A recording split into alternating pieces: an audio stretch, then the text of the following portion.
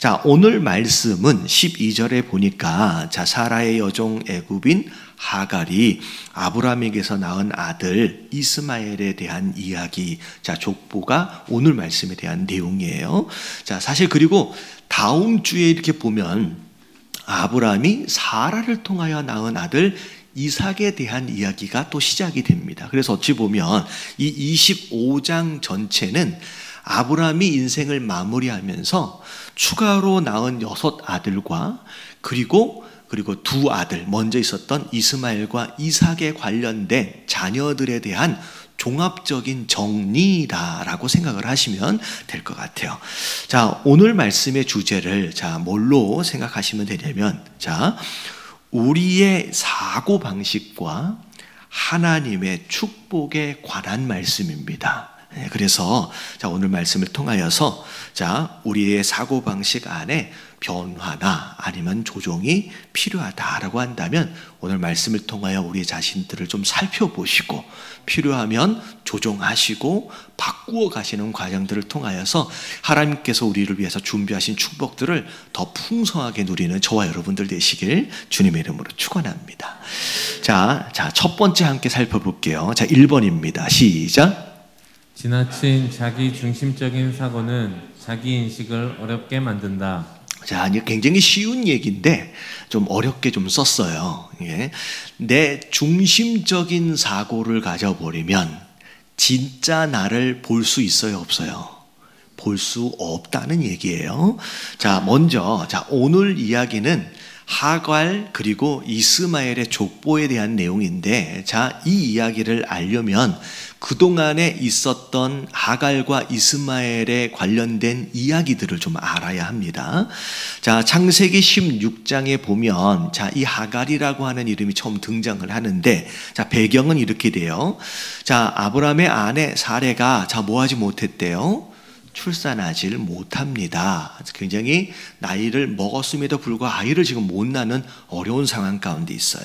자, 근데 분명히 하나님이 약속을 하셨음에도 불구하고 이 사라가 기다리질 못해요. 그래서 자, 인간적인 방법으로 아이를 얻으려고 합니다. 그래서 어떻게 됐냐면 그에게 한 여종이 있으니 애굽 사람이요 이름은 하갈이라 라고 해서 이름이 나오는데, 이 하갈을 자기 여종을 자기 남편에게로 들여보내요. 그래서 이 하갈을 통하여 자녀를 가지려고 시도를 합니다. 자, 이게 이제 그때 당시로 보면 일반적인 풍습이었기는 하지만 여러분, 이 방법은 하나님의 방법이 아니었죠.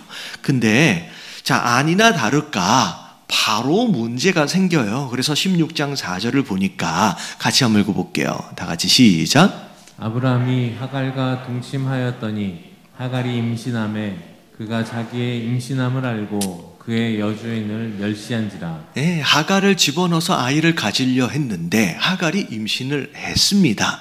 어찌 보면 자기가 원하는 것이 된 거예요. 근데 전혀 예상치 못했던 문제가 발생을 하는데 이 하갈의 태도가 바뀌어버렸어요. 자기가 아이를 가진 것을 딱 인식하자마자 그때부터 자기의 여주인을 뭐 하기 시작했어요? 멸시하기 시작합니다. 그때부터 사라의 뭐가 시작되냐면 복수가 시작이 됩니다. 여러분, 속담에 여자가 하늘 품으면 여러분 5,6월에도 뭐가 내린대요? 서리가 내린다고. 자, 사라가 복수를 시작을 하는데 얼마나 이 하갈을 학대를 했으면 급기야 이 하갈이 아이를 임신한 상태에서 뭐 해버려요? 집에서 도망가 버려요. 이게 사실 사례도 잘한 건 아니에요. 여러분, 이게 복수심을 가지고 누군가를 학대하는 것은 옳지 않습니다. 근데 그렇다고 하여 하갈은 잘했느냐? 잘한 게 없지요. 잘한 게 없어요. 이게 여종으로서 해서는 안 될 짓을 자기가 먼저 시작을 한 거잖아요. 근데 자, 집에서 도망친 하갈이 광야에서 어려움을 당하면서 하소연을 하는데, 살려달라고 하소연을 하는데, 그 하소연의 내용을 들여다보면 자기는 잘못한 게 없어. 그냥 누구만 나쁜 여자예요. 그냥 사례만 나쁜 여자인 거예요. 그러니까 분명히 원인은 자기가 잘못한 것으로 인하여 시작이 됐는데 결국은 자기가 당한 것만 생각이 나는 거예요. 자기가 당한 것만. 자기만 억울하다는 거예요. 사례만 잘못된 여자라는 거예요. 자, 이 상황 가운데서의 하나님의 반응을 보면 이제 뭐라고 말씀하시면 그냥 달래서 또 들여 보내줍니다. 집으로 돌아가라. 여기 있으면 안 돼. 하고 들여 보내줘요. 그래서 이 사건이 일단은 여기서 일단락이 돼요. 근데 이와 같이 그러니까 이 비슷한 상황들이 이 하갈뿐만 아니라 누구에게서도 일어나느냐면 하갈의 아들인 이스마엘에게서 똑같이 또 일어납니다. 창세기 21장에 보면 자, 드디어 이 사라가 임신을 하여 나이가 90인데 아이를 낳습니다. 그 아이의 이름이 뭐예요? 이삭이죠. 이삭을 낳아요. 자, 이삭이 어느덧 자라서 젖을 뗄 때 정도 됐을 때 우리식으로 얘기하면 돌잔치라고 생각하시면 될 것 같은데 이 당시 유목민들은 비교적 오랫동안 젖을 먹인대요. 그래서 이삭이 한 2살 정도 뭐 생각하시면 될 것 같아요. 근데 갑자기 이 돌잔치에서 큰 문제가 하나가 생겨요. 자, 무슨 문제가 생기냐면 자, 창세기 21장 9절 읽어볼게요. 시작. 사라가 본즉 아브라함의 아들 애굽 여인 하갈의 아들이 이삭을 놀리는지라. 여러분, 하갈 여종의 아들이었던 이 이스마엘이 이삭을 놀렸대요. 여러분, 이삭을 놀렸다. 이건 영어로 보면 머킹이라고 나와 있는데 여러분 이거는 옛날 성경으로 보면 놀리다 정도가 아니라 희롱입니다. 희롱. 이 희롱의 뜻이 뭐냐면 상대방을 괴롭히기 위하여 놀리는 행위. 이 머킹이라고 하는 단어는 어디에서 또 한번 쓰여지냐면 예수님이 로마 군병들에게 희롱당하실 때 그때 가시관을 씌우심을 받으시고 그때 막 때리고 치고 주먹으로 그 폭력을 행사했던 그 장면을 이야기를 할 때 이 동일한 단어가 쓰여집니다. 다시 말하면 그냥 가볍게 놀리는 정도가 아닌 괴롭히기 위한 어떤 목적을 가지고 희롱한 거예요.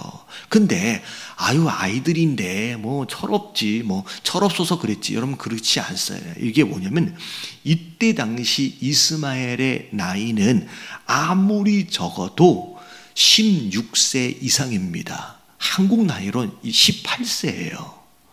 결단코 물론 어떻게 보면 철이 좀 없을 수는 있지만 앞뒤 못 가리는 정도로 어린아이가 아니라는 거예요. 이제 태어난 지 얼마 안 되는 한 2살 배기 이 아이를 향하여 18살이나 먹은 이 아이가 괴롭힌 거예요. 근데 문제는 뭐냐면 그걸 누가 봤어요? 사라가 그 장면을 딱 목격합니다. 그랬더니 자, 사라가 2번째 뚜껑이 열린 거예요. 이게 정말로 화가 나는 거죠. 자기도 솔직히 당한 바가 있었는데 이 하갈한테 자기가 당한 게 있는 자기 자식이 이 하갈의 소생으로 인하여서 또 이런 일을 당하는 모습을 보니까 이제 곁잡을 수가 없는 거죠. 그래서 그 잔치가 발칵 뒤집어져요. 난리가 나버립니다. 그래서 사라가 아브라함을 쫓아가서 뭐라고까지 얘기하냐면 내쫓으라 라고까지 얘기를 합니다. 하갈과 이스마엘을. 그래서 결국은 아브라함이 이 하갈과 이스마엘을 내쫓을 수밖에 없는 상황이 돼버렸어요. 자, 근데 광야로 쫓겨남을 받은 하갈과 이스마엘의 상황을 보면 특별히 하갈이 이야기하는 걸 보면 그때도 똑같아요. 거의 18년 전 그때랑 똑같습니다. 자기는 아니면 이스마엘은 뭘 잘못했는지에 대하여 생각하지 않아요. 다만 쫓겨난 것에 대한 억울함만 있습니다.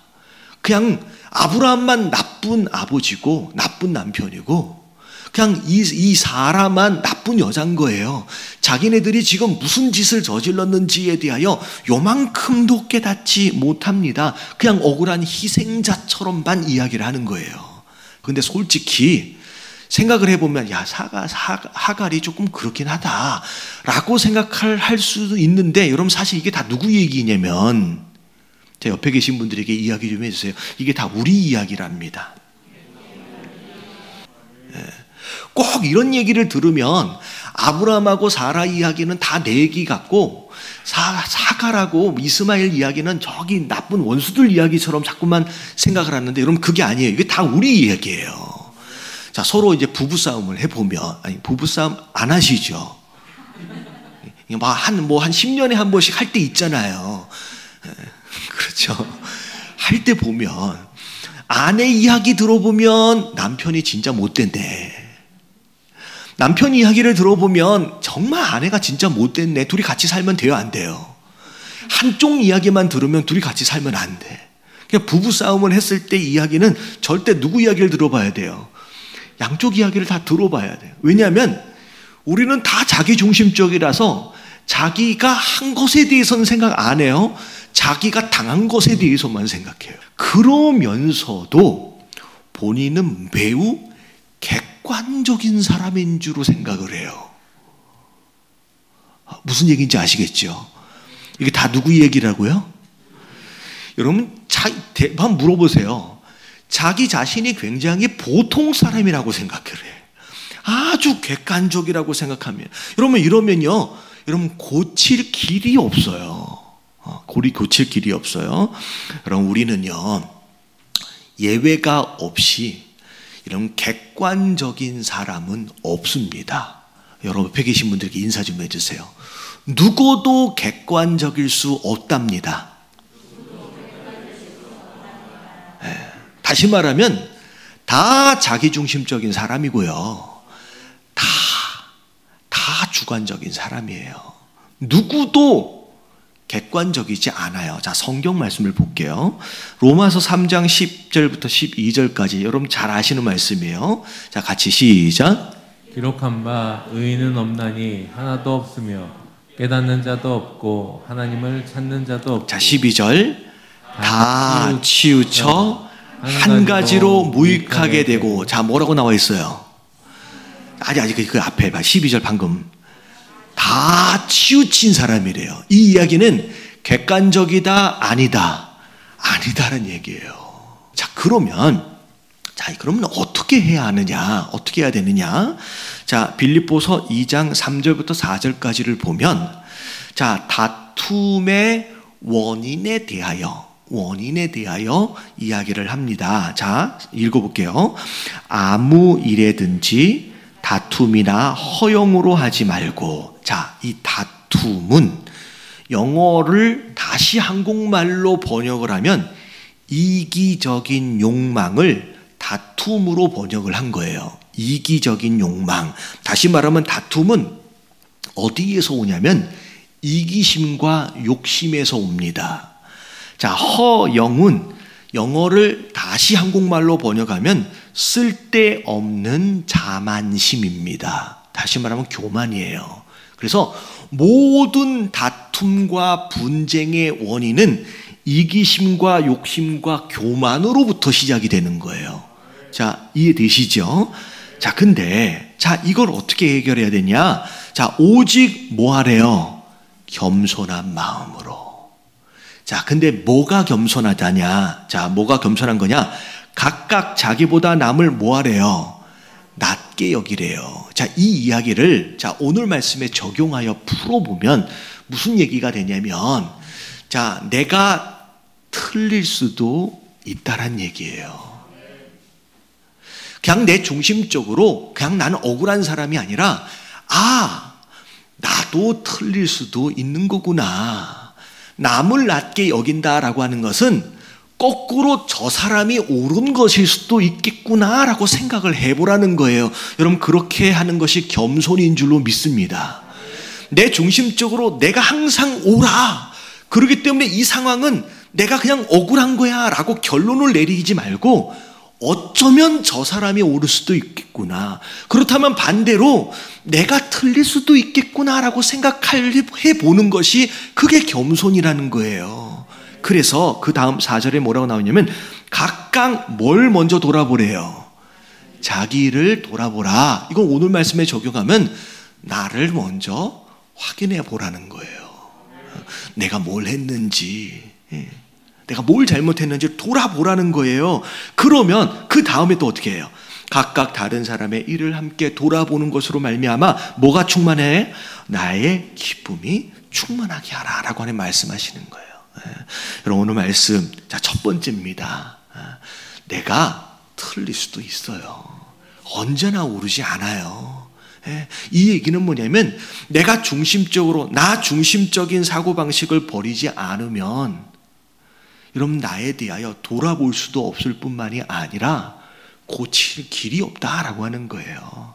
여러분 첫 번째, 내 중심적인 사고에서 벗어나셔서 여러분 스스로를 돌아보시고 어쩌면 나도 틀릴 수도 있겠구나라고 하는 겸손한 마음 가운데 스스로를 잘 돌아볼 수 있는 저와 여러분들 되시길 주님의 이름으로 축원합니다. 근데 두 번째가 중요해요. 자, 2번 같이 한번 읽어볼게요. 시작. 그럼에도 불구하고 하나님의 사랑은 우리의 모든 연약함을 품어주신다. 네, 그럼에도 불구하고, 자, 이게 하나님의 사랑이에요. 앞에 봤던 것처럼 전혀 자기가 뭘 잘못했는지도 깨닫지도 못해요. 근데 하나님께서 이 하갈에게 대하는 이야기를 보면, 야, 이거는 사랑이 아니고서는 이게 설명이 안 돼요. 여러분 첫 번째 도망쳤을 때 하갈에게 하셨던 말씀을 보면 이게 보잖아요. 잘못한 걸 뉘우치지도 않아요. 근데 창세기 16장 9절부터 10절까지 말씀 읽어볼게요. 시작. 여호와의 사자가 그에게 이르되 내 여주인에게로 돌아가서 그 수하에 복종하라. 자, 이 얘기는 야, 솔직히 네가 종인데 그냥 가야 되는 거 아니야 라고 아주 뭐라 그럴까요? 그 소심하게 이렇게 꾸짖어 주신 거예요. 너 가야 되는 게 맞아. 너 가서 복종하는 게 맞아. 라고 아주 상처받지 않을 만큼 소심하게 꾸짖어 주시는 거예요. 근데 자, 10절에 뭐라고까지 말씀을 하시느냐. 자, 같이 읽어봅니다. 시작. 여호와의 사자가 또 그에게 이르되 내가 내 자손으로 크게 번성하여 그 수가 많아 셀 수 없게 하리라. 여러분 하갈이 뭘 잘했다고요? 잘한 게 있어요, 없어요? 여러분 지금 이 상황에서는 하갈이 잘한 게 없잖아요. 근데 네가 잘못한 거야 라고 아주 소심하게 꾸짖어 주심과 동시에 다독여 주시고 격려해 주시는 거, 내가 너 축복해 줄게 라고 격려해 주시는 거예요. 그리고 나서 나중에 두 번째 아이의 아들과 쫓겨났을 때 상황을 보면 이때도 솔직히 하갈과 이스마엘이 잘한 거 없거든요. 얘네들이 다 잘못한 거예요. 근데 자, 17절을 보니까 하나님의 그 아이의 소리를 들으시고 하나님의 사자가 하늘로부터 하갈을 불러 가라사대 하갈아 무슨 일이나 두려워하지 말라. 자, 하나님이 저기 있는 아이의 소리를 들으셨느니라 하면서 18절에 뭐라고 약속하셨는지 보세요. 다 같이 시작. 일어나 아이를 일으켜 내 손으로 붙들라. 그로 큰 민족을 이루게 하리라 하시니라. 네, 뭘 잘했다고요? 한 번도 아니고 두 번씩이나 잘못해놓고 전혀 깨닫지도 못함에도 불구하고 하나님께서는요 또 다독이시는 거예요. 그래, 내가 축복해줄게. 염려하지 마. 두려워하지 마 라고 말씀하시는 거예요. 근데 솔직히 이 스토리가 또 누구 이야기예요? 여러분 우리 이야기입니다. 우리가 언제 제대로 회개한 적 있어요? 우리가 잘못했다고 언제 뭐 그런 적 있어요? 근데 여러분 하나님은요 우리에게 먼저 찾아와 주셨어요. 잘못했는지도 깨닫지도 못하고 회개하지도 않고 막 그러고 있는 우리를 향하여서 그분이 먼저 찾아와 주셨잖아요. 여러분 그래서 우리가 여기 있는 줄로 믿습니다. 자, 그런데 마지막 3번입니다. 다 같이 시작. 눈에 보이는 응답은 보이지 않는 진짜 축복을 위한 기회 주심이다. 자, 이게 중요해요. 자, 하나님이 하갈과 이스마엘도 사랑하셨어요. 그래서 축복도 약속해 주셨고, 그리고 그 축복에 대한 약속을 결국은 이루어 주십니다. 근데 중요한 건 뭐냐면, 눈에 보이는 축복, 뭐 12명의 두령, 12명의 지도자가 세워지면 뭐예요? 정말로 중요한 축복을 잃어버리면 여러분 그거는 아무것도 아닌 거예요. 어떻게 보면 알맹이가 없는 껍데기만 가진 거예요. 자, 여러분 우리가 알다시피, 자 보세요. 이게 뭐냐면 눈에 보이는 이 땅에서의 응답과 축복은 우리가 진짜 반드시 누려야 하는 진짜 축복을 위한 기회 주심이에요. 다시 말하면 눈에 보이는 게 진짜가 아니라 눈에 보이지 않는 진짜가 있다라는 거예요. 근데 눈에 보이는 이것을 응답해 주시고 이것을 이루어 주시는 건 이것이 목적이 아니라 이걸 통해서 이걸 받아라는 얘기예요. 여러분 깨달아지시길 주님의 이름으로 축원합니다. 지금 하나님께서 나의 기도를 뭘 눈에 보이는 걸 뭘 응답하셨다. 그러면 다 됐지가 아니에요. 이걸 통해서 진짜 복을 받을 기회를 잡으라는 얘기예요. 근데 여러분 보세요. 우리가 알다시피 이 이스마엘의 후손은 자 결국 큰 민족을 이루기는 했습니다. 하나님이 들어주셨어요. 근데 이 민족은 나중에 어떻게 돼버려요? 여러분 이스라엘을 대적하고 하나님을 대적하는 민족이 돼버려요.